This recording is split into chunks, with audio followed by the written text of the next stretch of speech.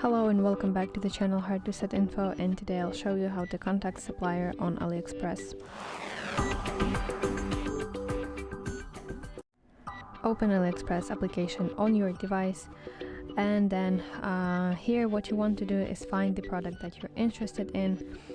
So open the details of the product, and at the bottom you should see this message icon that looks like this.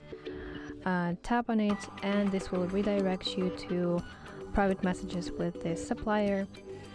Here type your message, send it and wait for response.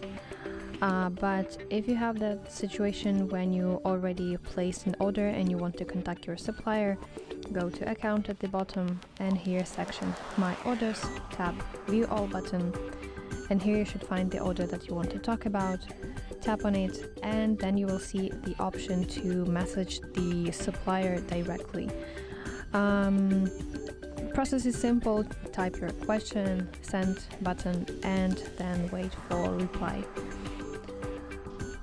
So that's it. I hope this video helps you, and if so, please leave a thumbs up and please consider subscribing to our channel. See you soon. Bye bye.